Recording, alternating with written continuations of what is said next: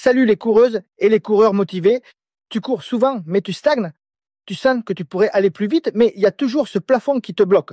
T'as beau enchaîner les séances, faire du fractionné, courir plus souvent, t'as l'impression que ça paye pas.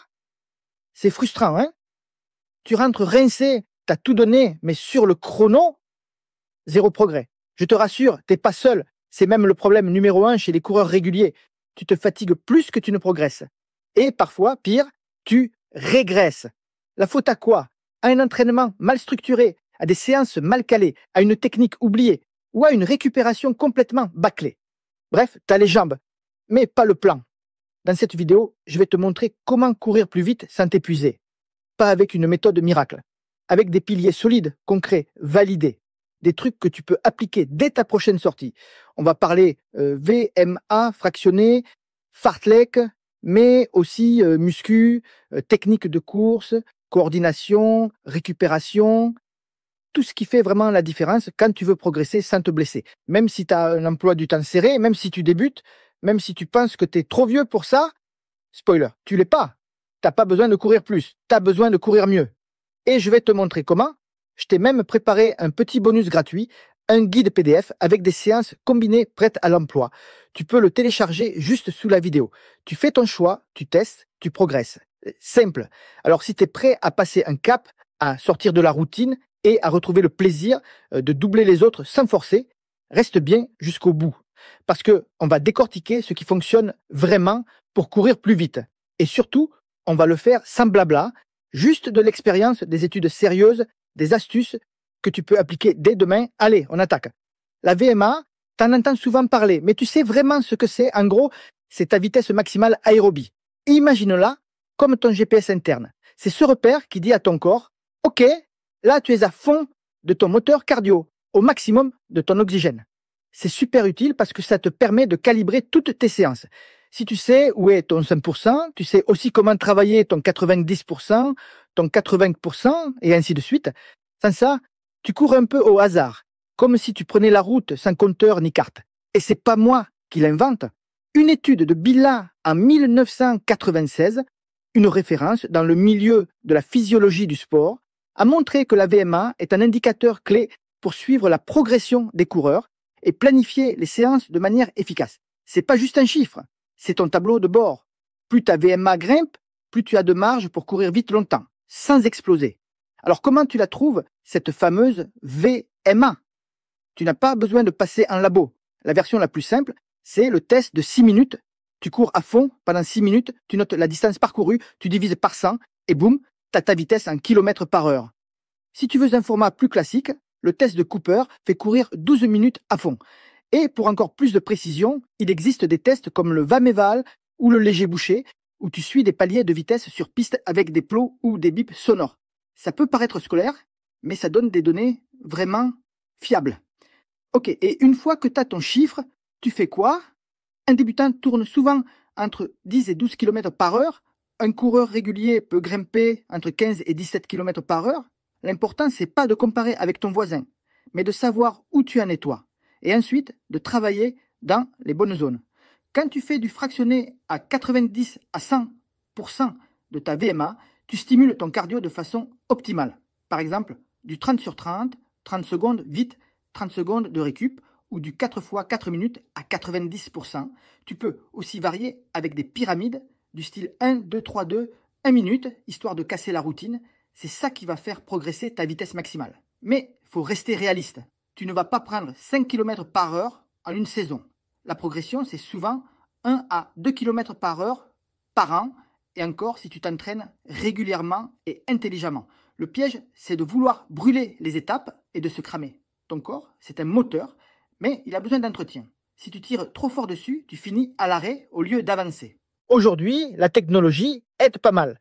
Les montres GPS comme Garmin ou Polar proposent des estimations de ta VMA à partir de tes données d'entraînement. Ça peut donner une tendance intéressante pour voir si tu progresses.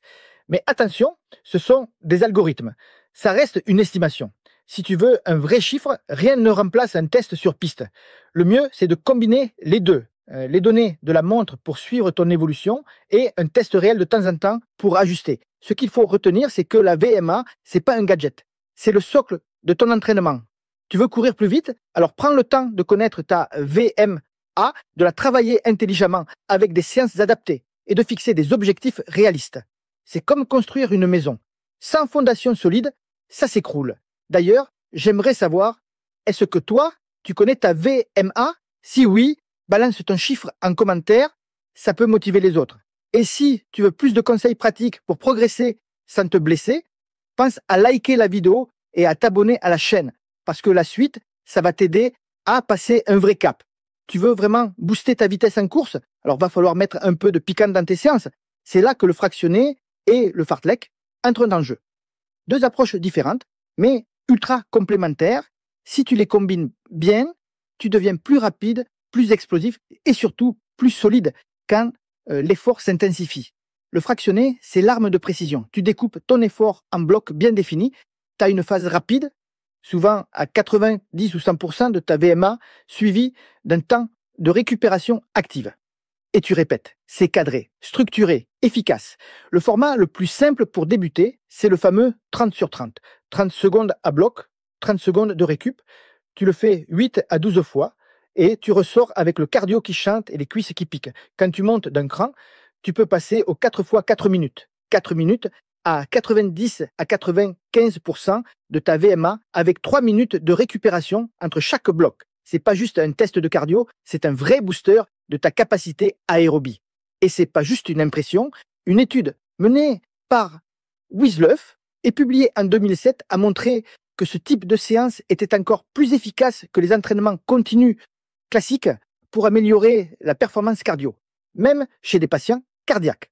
Alors chez toi, coureur en bonne santé, imagine un peu l'effet. Mais si le fractionné, c'est le côté militaire de l'entraînement, le fartlek, lui, c'est le côté artiste.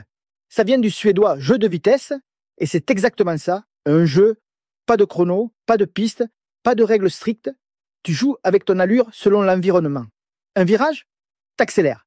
Un lampadaire, sprint jusqu'au prochain. Une montée, tu la manges en puissance, puis tu récupères en descente. C'est toi qui décides.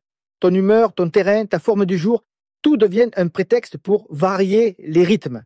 Et le gros avantage du fartlek, c'est qu'il travaille les mêmes qualités que le fractionné, la variation d'intensité, la relance, la tolérance à l'effort, mais sans le côté rigide. C'est moins mentalement contraignant. Tu prends plus de plaisir, tu restes dans une dynamique ludique et tu développes ton intelligence de course. Parce que en compète, c'est rarement régulier. Les à-coups, les changements de rythme, les attaques, tu dois être prêt à les encaisser. Tu peux même mixer les deux approches dans ta semaine. Par exemple, une séance de 30 sur 30 le mardi et un fartlek le week-end en nature. Juste une séance de variation d'allure par semaine suffit pour voir des progrès. Et si tu as peu de temps, le fartlek est souvent plus simple à caser dans un planning chargé. Pas besoin de chrono, de piste ou de matos. Tu te demandes peut-être lequel choisir? Je dirais, prends celui qui te motive. Si t'aimes le cadre, les repères, va sur du fractionné bien calibré. Si tu as besoin de te reconnecter à ta foulée, à ton plaisir de courir, pars sur du fartlek. Et tu peux aussi alterner selon les périodes. L'un renforce ta structure, l'autre ton instinct. Ah, et petite astuce, pense à t'échauffer correctement avant ces séances. Même si elles sont courtes, elles sont intenses. 10 à 15 minutes d'allure progressive, un peu de mobilité, quelques lignes droites. Ça t'évitera les bobos et ça rendra l'entraînement plus efficace. Ce que je te propose maintenant, c'est de tester les deux sur 2 semaines. Une semaine, tu fais du 30 sur 30. La suivante, un fartlek libre en nature. Ensuite, tu viens de me dire en commentaire ce que tu as préféré. Est-ce que tu as eu des sensations différentes? Est-ce que tu t'es senti plus libre avec le fartlek ou plus puissant avec le fractionné? Je suis curieux de savoir ce qui te correspond le mieux. Allez, à toi de jouer. L'endurance fondamentale, c'est le truc que tout le monde connaît, mais que presque personne ne respecte vraiment. Parce que soyons honnêtes, courir lentement, ça fait pas rêver, ça fait pas transpirer. Et surtout, ça flatte pas l'ego. Mais pourtant, c'est littéralement le socle de ta progression. Sans cette base-là, t'as beau empiler les fractionnés, ça tiendra jamais dans la durée. L'endurance fondamentale, c'est entre 70 et 80% de ton volume d'entraînement hebdomadaire. Donc concrètement, si tu cours 3 fois par semaine, il y a au moins 2 séances qui devraient être tranquilles. Et quand je dis tranquille, c'est vraiment Conversation possible, respiration fluide, allure contrôlée. Si tu peux pas parler pendant ta sortie, t'es déjà trop vite. Et là, il y a une étude super intéressante, publiée en 2004 par Saunders et ses collègues dans la revue Sports Medicine, qui montre que l'endurance fondamentale améliore l'efficacité énergétique du coureur. En clair, tu consommes moins d'énergie pour courir à la même vitesse. Ton corps devient plus économe. Et ça te sert dans toutes les allures ensuite. Le souci, c'est que beaucoup courent leur footing un peu trop vite. Ce fameux entre-deux bâtard, ni assez lent pour être récupérateur, ni assez rapide pour être qualitatif. Résultat, tu t'épuises, tu progresses pas et tu récupères mal. Alors, comment savoir si tu es à la bonne intensité? Déjà, tu dois pouvoir tenir une conversation sans t'essouffler. C'est le premier indicateur. Ensuite, si tu bosses avec la fréquence cardiaque, vise 65 à 75% de ta FC max. Et au niveau ressenti, c'est un effort perçu de 3 ou 4 sur 10, pas plus. Si tu débutes, une séance de 40 à 60 minutes suffit largement. Et si tu prépares un semi ou un marathon, tu peux allonger progressivement jusqu'à 1h30, voire 2h, pour les plus expérimentés. Mais toujours dans cette fameuse zone confortable. Et je sais, c'est tentant d'accélérer un peu quand on se sent bien. Mais c'est un piège. Parce que, à force d'accumuler de la fatigue invisible, tu finis par plafonner, voire par te blesser. Alors que si tu joues le jeu de l'endurance fondamentale, tu construis une vraie base aérobie. Tu développes tes capillaires, tu renforces ton cœur, tu apprends à ton corps à utiliser les graisses comme carburant. C'est du lourd. Mais du lourd qui paye à long terme. Tu veux un bon repère? Si tu rentres de ta sortie en te disant « j'aurais pu continuer encore longtemps », t'es sur la bonne intensité. Si tu rentres en ayant besoin de t'allonger, c'est que t'étais trop haut. La vraie victoire, c'est pas de finir lessivé. C'est de courir longtemps en restant cool. Et plus tu bosses ça, plus tu gagnes en confort sur tes allures plus rapides. Tu fatigues moins vite, tu récupères plus vite et surtout, tu progresses de manière durable. Donc même si c'est pas sexy sur Strava, même si tu as l'impression de faire moins, rappelle-toi que c'est justement ça qui construit ton moteur. Courir vite, c'est bien. Mais courir longtemps et vite, c'est ça le vrai game. Quand on parle de courir plus vite, la plupart des coureurs pensent à faire plus de séances, plus de VMA, plus de kilomètres. Mais il y en a un qui passe souvent à la trappe. Et pourtant, c'est un levier énorme, la musculation. Pas pour gonfler comme un bodybuilder, mais pour renforcer ton moteur.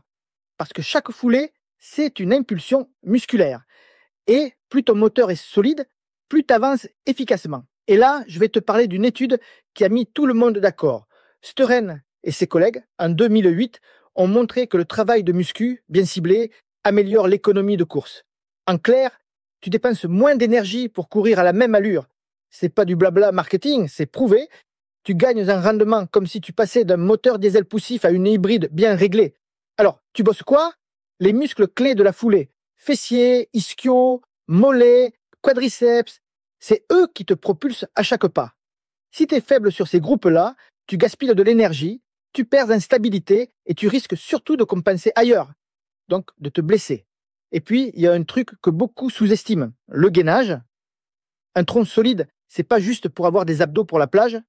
C'est ce qui maintient ton bassin stable pendant la course. Si ton centre s'effondre à chaque foulée, toute ta puissance se barre en déperdition. Et c'est là que tu perds du temps et de l'énergie. Tu veux aller encore plus loin? Ajoute un peu de pliométrie. Des sauts, des impulsions, du travail explosif. Ça réveille les fibres rapides, ça booste la réactivité au sol. Tu gagnes en dynamisme, en rebond, en vitesse de réaction. Et là, ça devient vraiment intéressant. Pas besoin d'y passer des heures. 2 à 3 séances de 20 à 30 minutes par semaine, c'est largement suffisant. L'idée, c'est pas de te cramer, c'est d'ajouter un petit bloc stratégique dans ta semaine. Tu peux même le faire chez toi, sans matos ou avec juste une paire d'haltères et quelques élastiques. Fente, squat, pompe fessier, gainage planche, saut sur place, t'as l'essentiel. L'idéal, c'est d'intégrer ça les jours où tu fais pas de séance intense. Par exemple, après un footing cool ou sur un jour dédié à la muscu. Tu verras rapidement les effets. Plus de stabilité, plus de force et surtout une foulée plus efficace. Alors dis-moi en commentaire, est-ce que tu fais déjà un peu de renforcement? Ou est-ce que c'est le truc que tu repousses toujours à demain? Je suis curieux de savoir si tu l'as déjà intégré à ton plan et si tu as senti une différence. Parce que entre nous, ceux qui musclent leur moteur finissent toujours par doubler les autres. Tu veux vraiment transformer ta foulée sans te cramer à chaque sortie?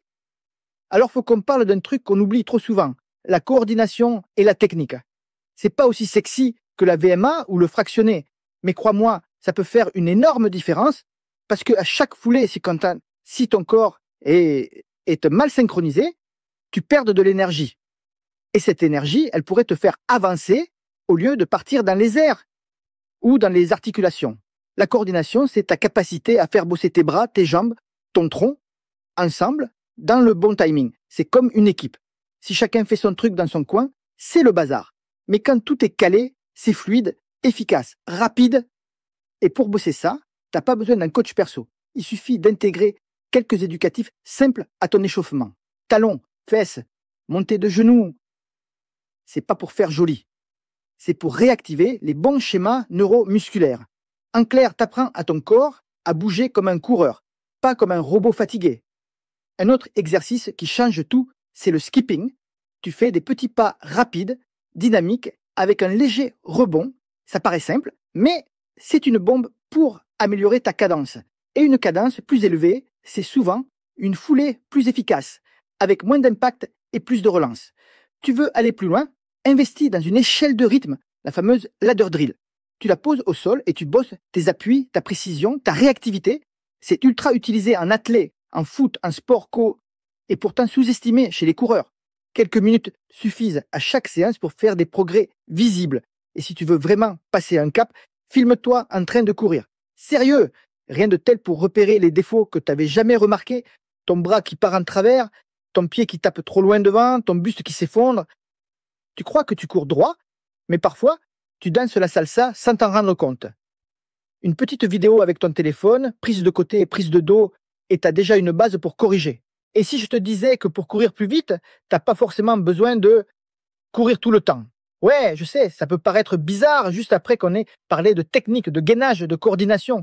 Mais justement, une fois que tu as mis en place les fondations, tu peux aller chercher des bénéfices ailleurs, sans user tes articulations, sans t'épuiser. C'est là que l'entraînement croisé entre un jeu. L'idée, c'est simple. Tu vas développer les mêmes qualités que la course à pied, mais avec d'autres sports. Résultat, ton cardio bosse, ton corps récupère, et toi, tu continues de progresser. Le combo gagnant. Le plus évident, c'est le vélo. Que ce soit en salle ou dehors, le vélo te fait bosser ton cœur, tes jambes, ta cadence. Mais sans les chocs liés à l'impact au sol. Tu peux y aller fort sans te bousiller les genoux. Pareil pour la natation. En plus du cardio, tu développes ton gainage, ta respiration, ta souplesse, et t'as pas une once d'impact. C'est fluide, régulier et super complémentaire. Tu veux travailler ta mobilité et corriger les petits déséquilibres qui traînent. Regarde du côté du yoga ou du pilate. Ces disciplines te forcent à ralentir, à prendre conscience de ton corps, à renforcer les zones que tu négliges quand tu cours, genre les hanches, les chevilles, la posture. Et crois-moi, quand tu as plus de mobilité, ta foulée devient plus ample, plus relâchée. Tu sens la différence. Et puis, il y a les sports co, basket, foot, hand. Tu travailles les appuis, les changements de direction, la vivacité. Ça réveille tes réflexes, ça te sort de ta routine et en bonus, tu bosses ta capacité à relancer après un effort. C'est fun, c'est dynamique et ça te donne une vraie caisse. Même le ski de fond, si tu as l'occasion en hiver, est un excellent outil. Il fait bosser le haut du corps, souvent négligé en course. Et tu gagnes en coordination, en équilibre, en endurance. C'est dur, mais c'est ultra complet. Tu n'as pas besoin d'en faire tous les jours. 1 à 2 séances par semaine suffisent pour casser la routine, éviter les blessures et continuer à progresser quand tu veux réduire un peu la course. Alors, si tu as déjà testé un de ces sports en complément, dis-le-moi en commentaire. Et si tu n'en fais pas encore, choisis-en un et ajoute-le à ton planning. Tu verras. Courir moins, ça peut parfois te faire courir beaucoup mieux. Tu sais ce qui fait vraiment la différence entre deux coureurs à allure égale? C'est pas toujours le cardio, c'est souvent la technique. Ces petits détails qu'on néglige parce qu'on croit que courir c'est naturel. Mais en réalité, une foulée mal optimisée, c'est comme rouler avec le frein à main. Tu avances, mais tu te fatigues beaucoup trop vite. Premier truc à regarder, ta posture. Tu dois courir avec une légère inclinaison vers l'avant, mais attention, pas te pencher depuis la taille comme un sac de patates. C'est tout ton corps qui est aligné, du sommet du crâne jusqu'aux chevilles, avec juste une micro-basculée naturelle, comme si quelqu'un te tirait doucement par le haut de la tête. Résultat, tu profites de la gravité, Tu as moins besoin de forcer et ta foulée devient plus fluide. Ensuite, les appuis. C'est simple. Plus ton pied reste longtemps au sol, plus tu perds du temps. Ton objectif, c'est des appuis courts, rapides, sous ton centre de gravité. Évite de poser le pied trop loin devant, sinon tu freines à chaque pas. Tu veux être réactif, léger, avec un rebond naturel. Un peu comme si le sol était chaud, tu touches et tu repars direct. Et les bras, alors? Beaucoup les sous-estiment. Pourtant, ce sont de vrais moteurs secondaires. Si tu les balances n'importe comment, tu déséquilibres tout ton mouvement. Ce qu'il faut, c'est un angle à 90 degrés au niveau du coude, un mouvement avant-arrière, pas de rotation latérale, et une bonne coordination avec ta cadence. Quand tes bras sont efficaces, ta foulée suit, ton buste reste stable et tu gagnes en rythme sans t'en rendre compte. Ces ajustements, ils paraissent petits, presque insignifiants. Mais mis bout à bout, c'est ça qui rend ta foulée plus économique. Moins de gaspillage d'énergie, moins de stress articulaire, plus de relâchement, donc plus de vitesse, sans forcer plus fort. Tu veux progresser sans t'épuiser? Commence par observer comment tu cours. Et surtout, joue là-dessus. Ta posture, tes appuis, tes bras, c'est souvent dans les détails que tu fais les plus gros gains. Tu veux vraiment progresser? Alors écoute bien ce que je vais te dire, parce que c'est probablement le conseil le plus simple et le plus ignoré par les coureurs qui veulent courir plus vite.